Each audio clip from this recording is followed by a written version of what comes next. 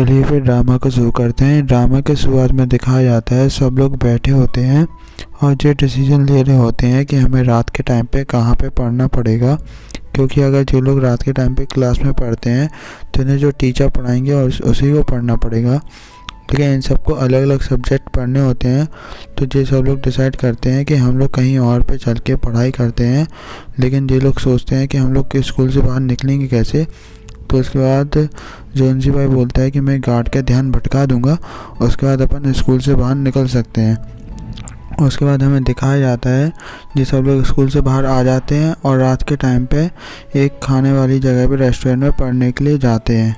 वहीं पे जो लोग खाना भी खाते हैं। इतने में हमें दिखाया जाता है वहाँ पे सब लोग पढ़ने में बैठ जाते हैं और वहीं पे आ जाता है लिहंग। उसका लिहंग को देख के सब लोग शॉक हो जाते हैं, क्योंकि लिहंग की इस टाइम पे पार्ट टाइम जॉब होती है। सबको लगता है कि लिहंग पढ़ाई के चक्कर में पार्ट टाइम जॉब छोड़ के आया है। जूही पूछती है कि तुम्हारी तो इस टाइम पार्ट टाइम जॉब रहती थी, तुम यहाँ पे कैसे आ गए। तो वो जूही को बताता है कि मेरा एक माइक जो मैंने बनाया था वो मेरा माइक पे कोई इन्वेस्ट करना चाहता है। इस चक्कर में मेरे पास अच्छे खासे पैसे आ गए हैं, इसीलिए मैंने जॉब को अभी नहीं कर रहा हूँ। मैं अभी अपना पूरा पढ़ाई पे ध्यान दूंगा, इसलिए मैं यहाँ पे आज तुम लोग के साथ पढ़ने के लिए आ गया। उसके बाद जूही पूछती है कौन सी कंपनी ने तुम्हारे ऊपर इन्वेस्ट किया है। तो वो कहता है प्यूट मेडिकल।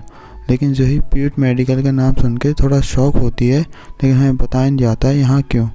उसके बाद जूही पढ़ाने लगती है सब बच्चों को। वहीं पे मैथ टीचर सब बच्चों को पढ़ते हुए देखते हैं तो वो हैरान हो जाते हैं। वो देखते हैं कि सारे बच्चे वहाँ पे बैठ के सच में खाना पीना ना खा के आराम से अपनी पढ़ाई कर रहे होते हैं। और वो जूही को भी देख लेते हैं कि वो सब बच्चों को पढ़ा रही होती है। इस बात को देख के वो खुश होते हैं, लेकिन इन लोग को पास आके इन लोग को डिस्टर्ब नहीं करना चाहते थे, इसलिए वो वहीं के वहीं चले आते हैं।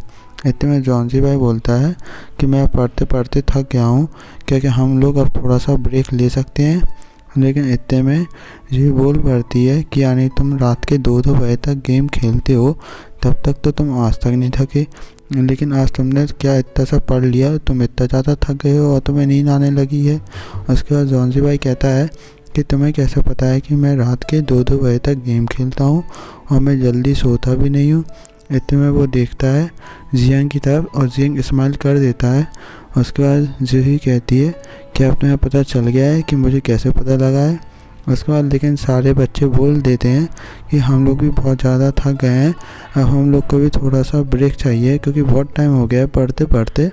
उसके बाद जूही को ना चाहते हुए भी सारे बच्चों से कहना पड़ता है कि ठीक है अब तुम लोग घर जा सकते हो, कल स्कूल में अपन मिलते हैं। उसका स्कूल का दिन दिखाया जाता है। सारे बच्चों को बहुत ज़्यादा नींद आ रही होती है। उसके बाद वहाँ पे आ जाती हैं टीचर वो गुस्से में। टीचर वो उठाती हैं शॉ को। शॉ से पूछती हैं कि तुम लोग कल रात के कहाँ पे थे, क्योंकि कल रात के तुम लोग नाइट स्टडी के लिए यहाँ पे रुके नहीं थे, मुझे ये पता लग चुका है। उसके बाद वहाँ पे शॉ कुछ नहीं बोल पाती है, तो टीचर उसके बाद गुस्सा होने लगती है। मैथ टीचर पीछे खड़े होकर ये देख लेते हैं कि टीचर वो इन सबको डांट रही हैं रात की स्टडी को लेकर। उसके बाद मैथ टीचर आके कहते हैं कि इन सारे बच्चों को अपने साथ ले गया था पढ़ाई कराने के लिए, इसलिए ये लोग कल क्लास में नहीं थे और मैं आपको बताना जरा भूल गया था। सारे बच्चे हैरान हो जाते हैं कि मैथ टीचर हम लोग की साइड क्यों ले रहे हैं। उसके बाद मैथ टीचर कहते हैं सॉरी, लेकिन मैं अगली बार से अगर ऐसा भी कुछ करूँगा तो मैं आपको ज़रूर बता दूँगा। उसके बाद टीचर वो भी कुछ नहीं बोल पाती है और मैथ टीचर सारे बच्चों को शांत रहने का इशारा कर देते हैं। उसके बाद मैथ टीचर कहते हैं अगली बार से मैं आपको ज़रूर बता दूंगा, इसलिए आपको चिंता करने की ज़रूरत नहीं है, ये मेरी गलती थी, लेकिन अगली बार से ऐसा कुछ भी नहीं होगा। उसके बाद टीचर की ये बात सुन के सब लोग हंसने लगते हैं। उसके बाद टीचर कहते हैं कि मुझे पता है तुम लोग कल रात के पढ़ाई कर रहे थे, क्योंकि तुम लोग जिस रेस्टोरेंट में बैठ के पढ़ाई कर रहे थे वहाँ से मैं कल रात के गुजरा था।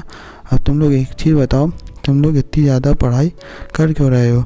इतने में जूही बोलती है कि सर हम लोग को अपनी अपनी सीट पे वापस बैठना है और मंथली एग्ज़ाम में अगर हम लोग अच्छे मार्क्स लेके आ पाए तो टीचर वो हम लोग को अपनी अपनी सीट पे वापस भेज देंगी, इसलिए हम लोग की उनसे शर्त लगी है, इसलिए हम लोग इतना पढ़ाई पे ध्यान दे रहे हैं। उसके बाद वो ये भी बताती है कि हाँ अगर हम लोग हार गए तो हम लोग को हर रोज़ नाइट स्टडी के लिए आना पड़ेगा। उसके बाद ये बात सुन के टीचर कहते हैं कि तुम लोग फिर रेस्टोरेंट में क्या कर रहे थे। उसके बाद जूही बताती है कि हम लोग के पास कोई और पढ़ने की जगह नहीं थी तो हम लोग वहाँ पे ही पढ़ने चले गए थे। तो टीचर कहते हैं ठीक है कोई बात नहीं, आज से तुम लोग मेरे घर पे आ जाया करना और मेरे घर ही पे पढ़ाई किया करना, जिससे तुम लोग को कोई भी दिक्कत नहीं होगी। उसके बाद सारे बच्चे खुश हो जाते हैं कि अगर हम लोग टीचर के घर पे पढ़ाई करेंगे तो हम लोग को अच्छे से समझा भी देंगे और हम लोग को ज़्यादा दिक्कत भी नहीं होगी। उसके बाद हमें दिखाया जाता है रात के सीन में कि सारे बच्चे टीचर के पास पहुंच जाते हैं, मैथ टीचर के पास पढ़ने के लिए। उसके बाद सारे बच्चे वहाँ पे पढ़ रहे होते हैं, लेकिन हमें शुआ को दिखाया जाता है जिसका मूड ख़राब होता है। फिर हमें पता चलता है शुआ को एक नॉर्मल ईस्ट यूनिवर्सिटी में जाना होता है, लेकिन वो जा नहीं पा रही होती है क्योंकि उसके ग्रेड्स कभी भी अच्छे नहीं आते हैं, लेकिन उसे वो यूनिवर्सिटी बहुत ज़्यादा पसंद है।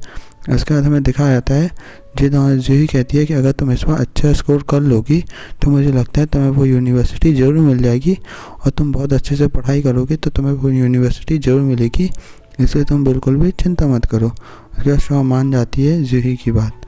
उसके बाद मैथ टीचर को दिखाया जाता है जो सारे बच्चों को मैथ समझा रहे होते हैं कि कैसे क्या करना है। उसके बाद मैथ टीचर थक जाते हैं तो वो बैठ जाते हैं। उसके बाद जियांग बताता है सारे बच्चों को उस सवाल को और मैथ टीचर बहुत खुश होते हैं क्योंकि जियांग बहुत अच्छे से सारे बच्चों को सवाल समझा रहा होता है, उनसे भी ज़्यादा अच्छे से वो ये चीज़ बोलते भी हैं। उसके बाद हमें दिखाया जाता है सारे बच्चों की पढ़ाई अब ख़त्म हो जाती है और सारे बच्चे अपने अपने घर पे लौटने के लिए निकल जाते हैं। फिर हमें दिखाया जाता है जूही, जियांग और जॉन्जी भाई को।